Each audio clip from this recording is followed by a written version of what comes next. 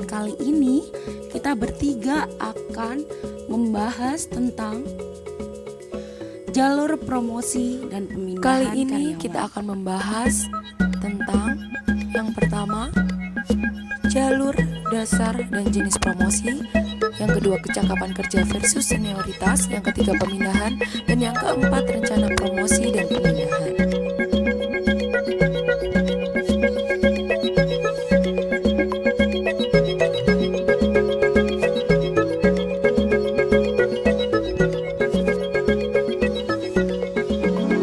Untuk yang pertama, jalur dasar dan jenis promosi.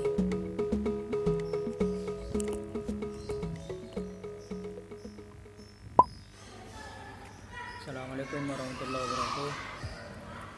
Pertama-tama alangkah baiknya kita membaca surat Al-Fatihah dulu atau berdoa dulu agar apa yang kita sampaikan bisa bermanfaat bagi teman-teman sekalian. Berdoa dimulai.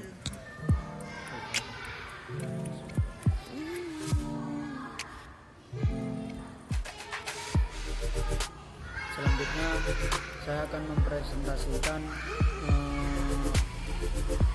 jalur promosi dan jabatan promosi.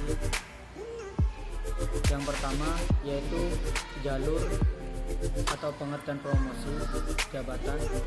Menurut Hasibuan, promosi jabatan merupakan perpindahan seorang karyawan yang memperbesar wewenang dan tanggung jawab pada jabatan yang lebih tinggi dalam suatu organisasi sehingga mengakibatkan kewajiban, hak, status, dan penghasilan yang semakin besar. Sedangkan menurut Siagian bahwa yang dimaksud promosi adalah seseorang yang berpindah jabatan dari suatu pekerjaan ke pekerjaan yang lebih tinggi, yang tentunya diikuti dengan tanggung jawab dan penghasilan yang lebih besar pula. Jadi dari penjelasan di atas dapat disimpulkan bahwa promosi jabatan yaitu merupakan suatu perpindahan jabatan dari jabatan yang lebih tinggi. Dari contoh suatu perpindahan jabatan dari jabatan yang rendah ke jabatan yang lebih tinggi, yang tentunya diikuti dengan tugas, wewenang, dan tanggung jawab yang lebih besar pula. Nah, adanya promosi jabatan pada suatu perusahaan sangat berpengaruh besar terhadap kinerja karyawan, di mana dengan adanya promosi maka karyawan akan termotivasi untuk selalu berusaha bekerja dengan baik agar harapan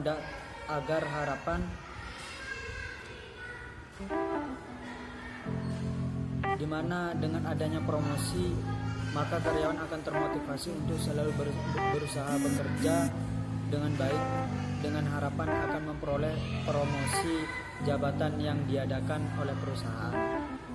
Jadi dengan demikian akan membawa dampak yang baik pula untuk kemajuan suatu perusahaan. Seperti contoh yang saya contohkan, promosi jabatan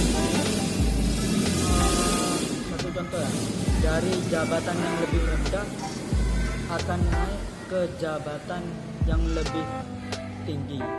Nah, otomatis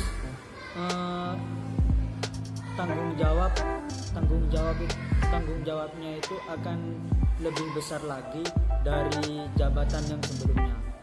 Jadi gitu. Terus yang selanjutnya yaitu jalur promosi jabatan. Jalur promosi jabatan sendiri yaitu merupakan suatu bagian atau gambar yang menunjukkan jalur atau jalan kenaikan suatu jabatan dalam suatu organisasi atau perusahaan. Nah, bagian tersebut memperlihatkan bagaimana suatu jabatan menuju ke jabatan yang lain yang lebih tinggi. Berikut merupakan jalur promosi jabatan bidang manajemen personalia sebuah perusahaan industri besar.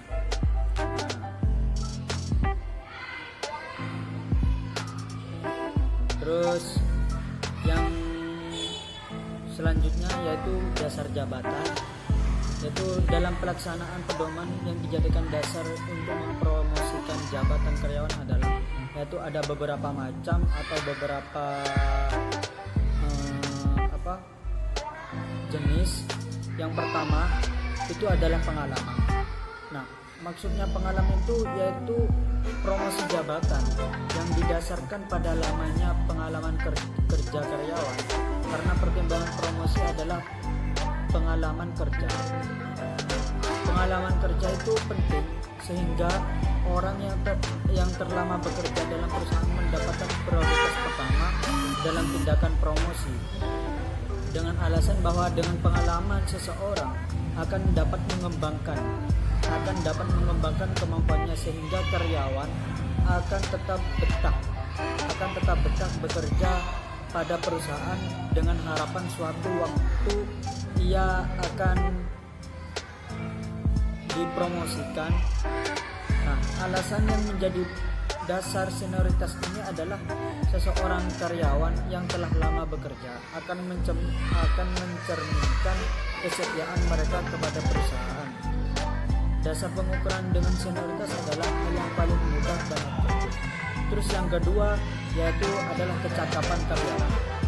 Nah, maksudnya di sini kecakapan karyawan yaitu promosi jabatan yang didasarkan pada penilaian kecakapan karyawan, karena kecakapan juga merupakan pertimbangan suatu perusahaan untuk melaksanakan promosi jabatan, dengan alasan seseorang yang cakap dalam pekerjaannya akan menghasilkan kinerja yang baik dan bisa dipertanggungjawabkan. Nah, kecakapan merupakan kumpulan pengetahuan tanpa memperhatikan cara mendapatkannya, yang meliputi yang pertama yaitu kecakapan dalam pelaksanaan prosedur kerja yang praktis. Nah, teknik-teknik khusus dan disiplin ilmu pengetahuan. Nah, yang kedua yaitu kecakapan dalam menyatukan dan menyelaraskan bermacam-macam elemen yang semuanya terlibat dalam penyusunan kebijaksanaan dan di dalam situasi manajemen. Nah, kecakapan di bidang ini bisa digunakan untuk pekerjaan konsultasi atau pekerjaan pelaksanaan. Kecakapan ini juga mengkombinasikan elemen-elemen dari perencanaan, pengorganisasian, pengaturan, penilaian, dan pembaruan. Terus yang ketiga yaitu kecakapan dalam memberikan motivasi secara langsung. Terus yang selanjutnya yaitu kombinasi kecakapan dalam pengalaman, yaitu kombinasi pengalaman dan kecakapan yaitu promosi jabatan yang didasarkan pada lamanya pengalaman dan kecakapan. Pertimbangan promosi adalah berdasarkan lamanya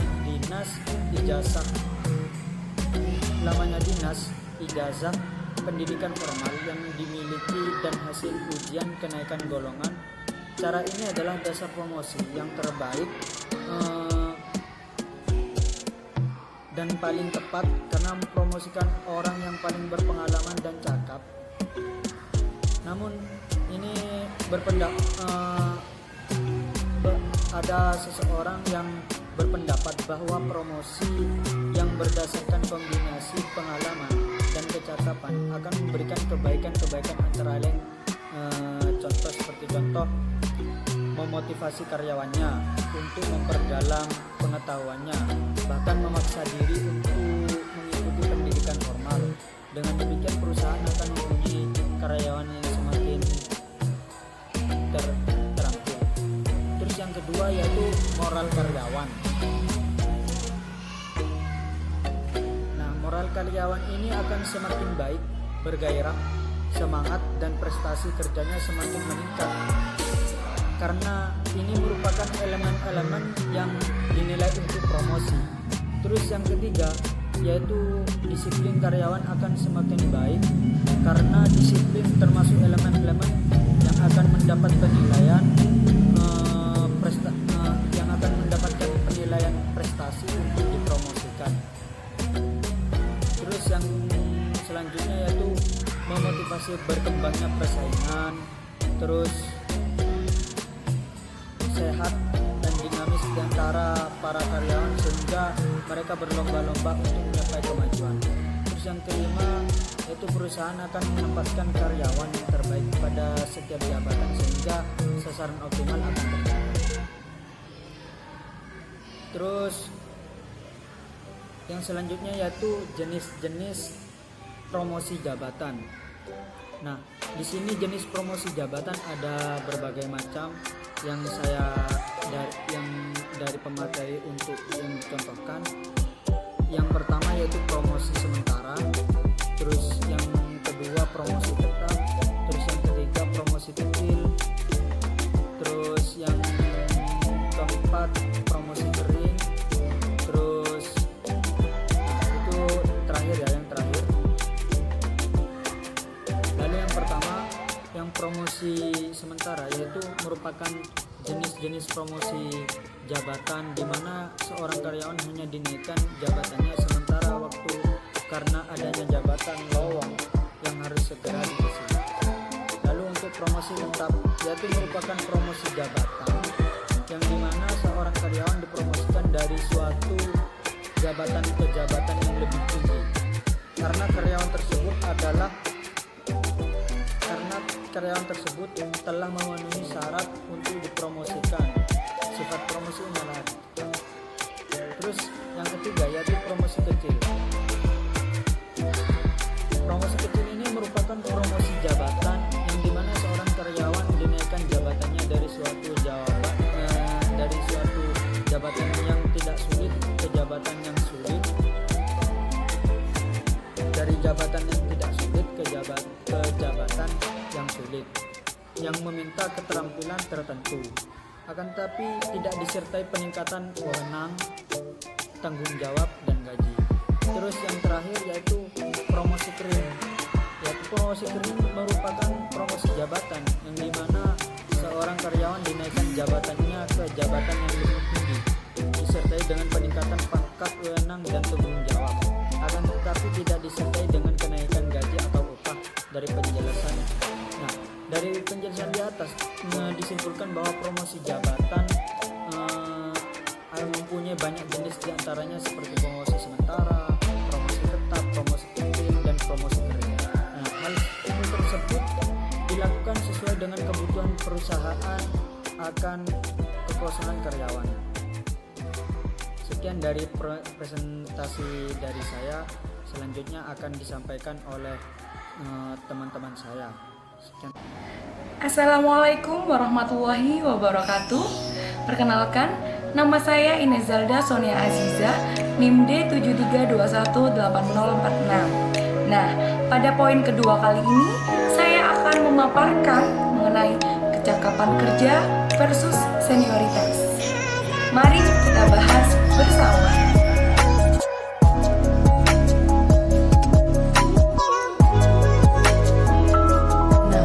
Yang kedua yakni kecakapan kerja versus senioritas.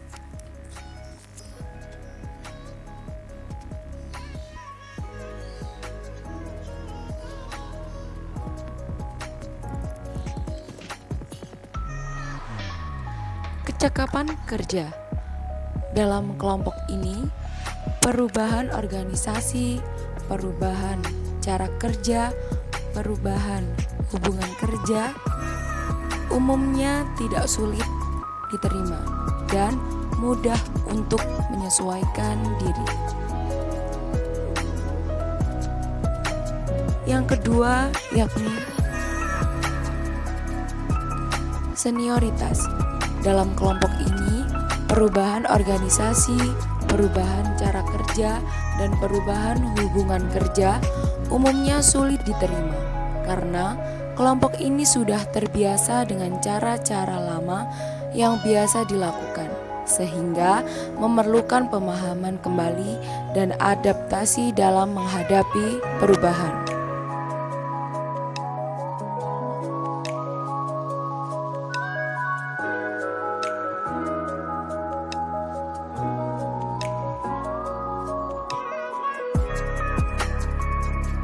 Perlu diketahui bersama bahwa kecakapan kerja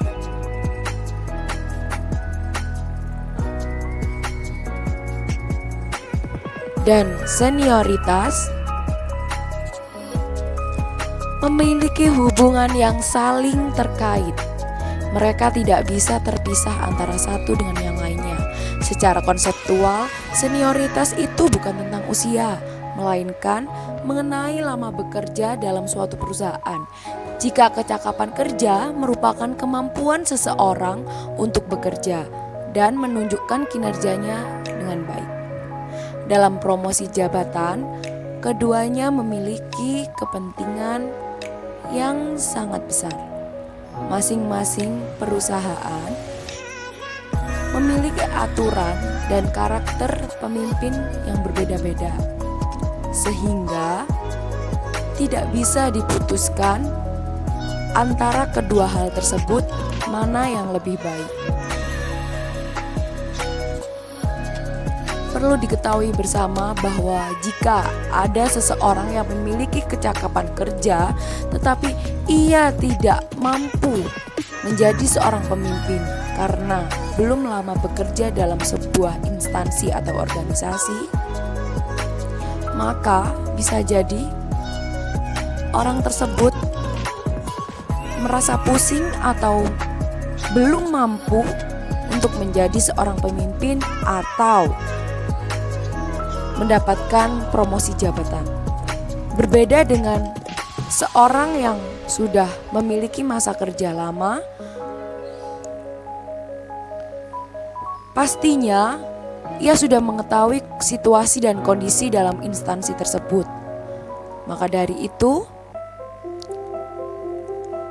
yang dikatakan sebagai senioritas mampu memimpin dalam sebuah instansi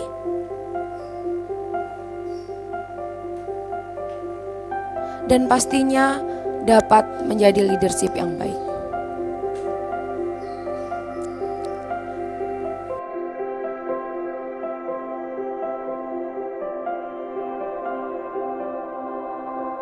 Tetapi tidak menutup kemungkinan jika seseorang senior memiliki kecakapan kerja baik dan dapat bekerja mengikuti perkembangan zaman. Tetapi rata-rata dalam perusahaan adanya promosi jabatan diberikan kepada orang yang memiliki kecakapan kerja dan masa bekerja yang lama.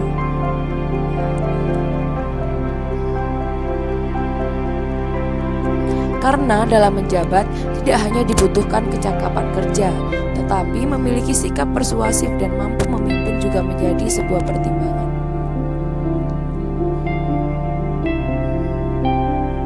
Pada poin selanjutnya yakni mengenai pemindahan.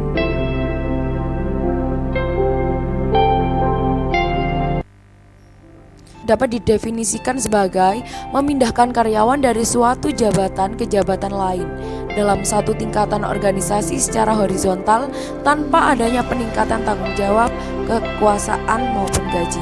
Menurut Manulang, pemindahan pegawai karena keinginan perusahaan dapat terjadi sebagai berikut. Yang pertama, kebutuhan untuk menyesuaikan sementara, misalnya seseorang tidak masuk bekerja.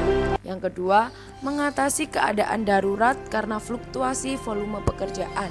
Yang ketiga, kebutuhan latihan, misalnya adanya rotasi jabatan. Dan yang keempat, kebutuhan proyek pekerja.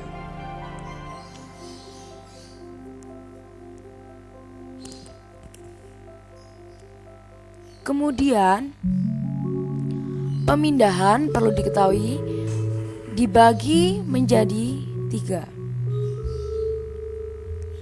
Yang pertama yakni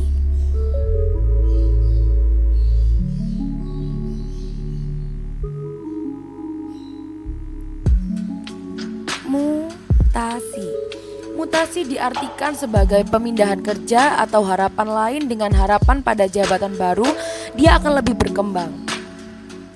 Mutasi mengandung segi positif, yaitu mutasi adalah usaha menempatkan pegawai pada jabatan dan jabatan yang sesuai dengan kecakapan dan kemampuannya.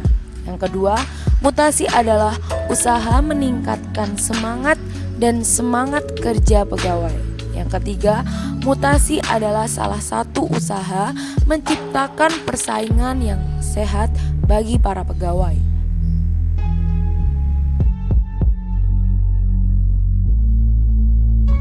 Tujuan mutasi sesuai dengan peraturan pemerintah nomor 43 tahun 1999, yakni yang pertama, sebuah peningkatan produktivitas kerja, pendayagunaan pegawai, pengembangan karir, penambahan tenaga-tenaga ahli pada unit-unit yang membutuhkan, pengisian jabatan-jabatan, lowongan yang belum terisi. Kemudian sebagai hukuman.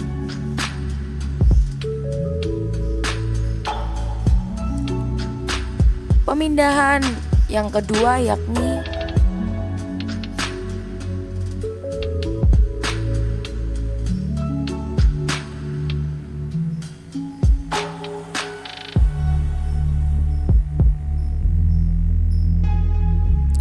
demosi. Demosi adalah penurunan jabatan dalam suatu lembaga yang biasa dilakukan oleh berbagai hal. Contohnya adalah keteledoran dalam bekerja.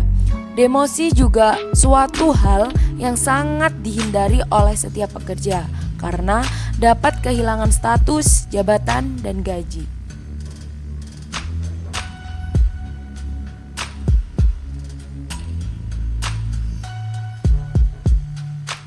Demosi merupakan bentuk pembinaan terhadap pegawai yang tidak kompeten atau tidak berprestasi atau karena tidak disiplin.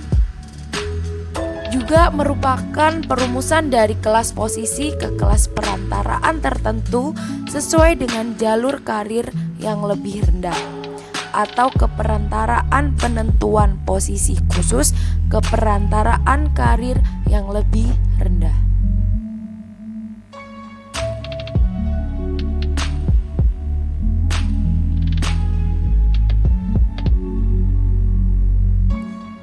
Kemudian pemindahan yang ketiga yakni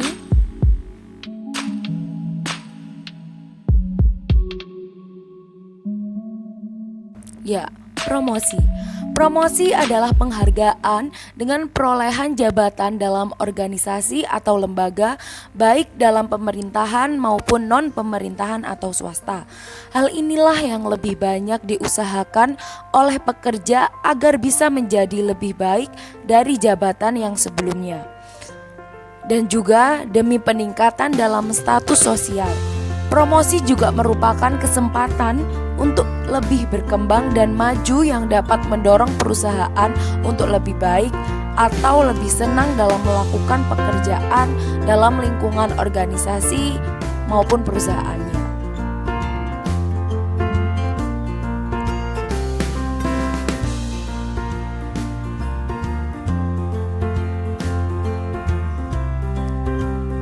Kemudian selanjutnya yakni terkait tujuan promosi. Tujuan promosi yakni untuk memberikan persetujuan jabatan dan ketidakseimbangan jasa yang semakin besar bagi karyawan yang berprestasi kerja tinggi. Yang kedua, dapat menimbulkan kepuasan dan kebanggaan pribadi, status sosial yang semakin tinggi dan semakin besar. Yang ketiga, untuk mendapatkan lebih banyak karyawan yang berhasil, berdisiplin tinggi, dan ditingkatkan peningkatan prestasinya. Yang keempat, untuk persetujuan atas kekalahan dengan promosi, dia direalisasinya kepada karyawan dengan dasar dan waktu yang tepat secara jujur. Kemudian, kesempatan promosi dapat menimbulkan keuntungan dalam perusahaan karena timbulnya adanya lowongan. Yang keenam, memberikan peluang kepada karyawan untuk mengembangkan kreativitas, inovasi yang lebih baik demi keuntungan perusahaan yang optimal. Yang ketujuh, untuk menambah atau menambah pengetahuan serta pengalaman kerja para karyawan, dan ini merupakan daya dorong bagi karyawan lainnya. Yang kedelapan, untuk mengisi kekosongan jabatan karena pejabatnya berhenti. Yang kesembilan, karyawan yang dipromosikan ke jabatan yang tepat semangat, senang dalam pekerjaan, dapat meningkatkan dengan sesuai dengan produktivitasnya masing-masing. Yang ke-10, untuk peluang ini karena adanya peluang promosi merupakan daya pendorong serta pelarangan pelamar untuk memasukkan lamarannya.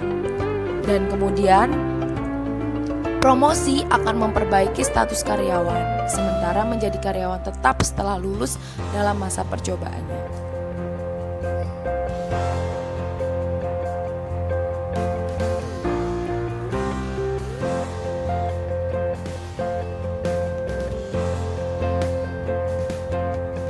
Selanjutnya yakni manfaat promosi. Yang pertama, moral dari pegawai yang meningkat. Yang kedua, pengetahuan tentang lingkungan kerja yang lebih baik dari pegawai.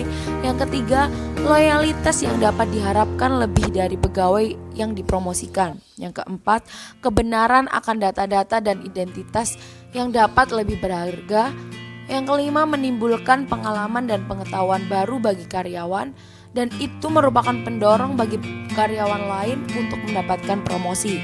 Yang keenam, peluang promosi dapat menarik keuntungan berantai dalam perusahaan karena menerima lowongan yang berantai. Yang ketujuh, dapat menimbulkan kepuasan pribadi dan kebanggaan. Di samping itu, ada harapan perbaikan dalam perjemahan.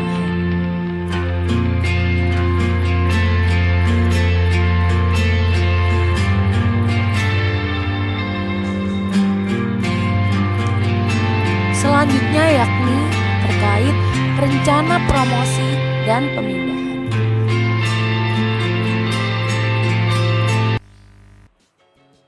Selanjutnya, di sini saya akan membahas rencana promosi dan pemindahan. Promosi sendiri ialah penghargaan dalam kenaikan jabatan dalam organisasi ataupun instansi, baik dalam pemerintah maupun non-pemerintah. Promosi juga merupakan kesempatan untuk berkembang dan maju yang dapat mendorong karyawan untuk bekerja lebih baik ataupun lebih bersemangat dalam melakukan pekerjaan di lingkungan perusahaan. Dan juga jalur promosi merupakan sebuah gambaran struktur tingkatan jabatan. Pada umumnya, jalur promosi terbatas pada suatu departemen atau bagian saja. Misalnya, seorang pejabat di bagian produksi maksimum hanya bisa naik pangkat sampai direktur produksi. Perencanaan jalur promosi ini akan lebih jelas apabila digambarkan melalui suatu bagian.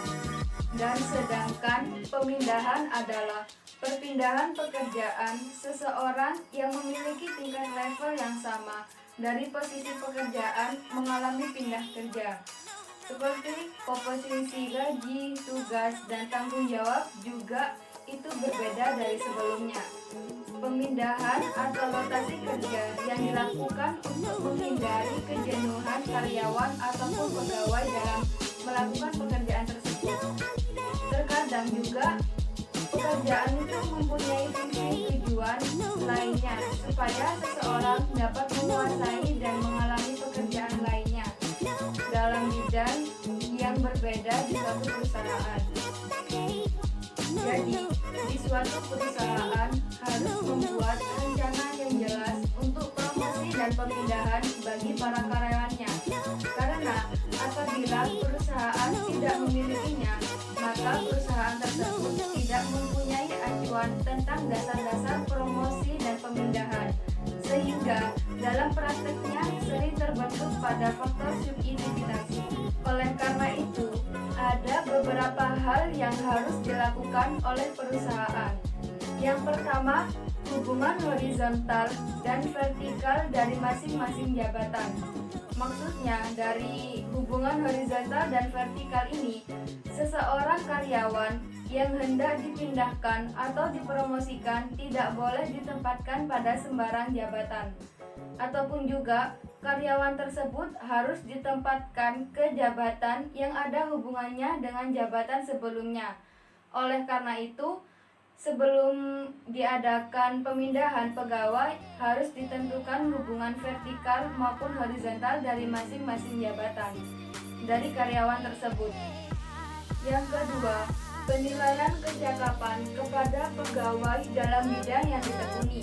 Maksudnya, apabila hubungan vertikal dan horizontal yang telah ditetapkan, maka untuk menentukan siapa calon yang akan dipromosikan atau dipindahkan ke jabatan yang lowong, itu harus mengadakan penilaian kecakapan kepada pegawai-pegawai tersebut. Oleh karena itu, dengan adanya penilaian ini, akan diperoleh keterangan pegawai mana yang pantas dipromosikan atau dipindahkan ke jabatan yang lainnya. Yang ketiga, adanya ramalan lowongan dan data pegawai. Maksudnya, berkaitan dengan lowongan pekerjaan ini, pada suatu perusahaan terdapat dua cara penetapan. Cara yang pertama, terlebih dahulu kita harus mendapatkan data turnover pegawai dan kemudian menentukan proyek-proyek yang diharapkan untuk kita buka lowongan pekerjaan ini. Dengan cara ini, kita dapat ditentukan besarnya lowongan yang mungkin dibuka pada waktu yang akan datang. Misalnya nih, dalam suatu perusahaan terdapat 250 orang dan turnover pada pegawai ialah 10%. Proyek yang diharapkan itu memerlukan tambahan karyawan sebanyak 20 orang. Maka berdasarkan keterangan di atas dapat diketahui bahwa ramalan lowongan berjumlah 45 orang. Cara yang kedua, ramalan lowongan pekerjaan suatu perusahaan ditetapkan dengan membuat skema organisasi tentang umur pegawai. Pada skema organisasi dipakai jenis warna tertentu untuk menunjukkan umur dari pejabat. Misalnya nih, pegawai yang berumur di bawah 20 tahun itu diberi warna kuning. Kelompok pegawai yang berumur di antara 20 sampai 30 tahun itu diberi warna hijau. Dan sedangkan pegawai yang berumur antara 30 sampai 45 tahun itu diberi warna biru. Dan pegawai yang berumur 45 tahun atau lebih itu dikelompokkan dan diberi warna merah. Dengan demikian, dapat ditentukan ramalan lowongan pekerjaan untuk beberapa waktu yang akan datang. Nah, apabila perusahaan telah menerapkan hal seperti yang di atas dalam merencanakan promosi dan pemindahan, maka produktivitas perusahaan akan jauh lebih baik dan perusahaan pun juga semakin lebih berkembang. Tidak hanya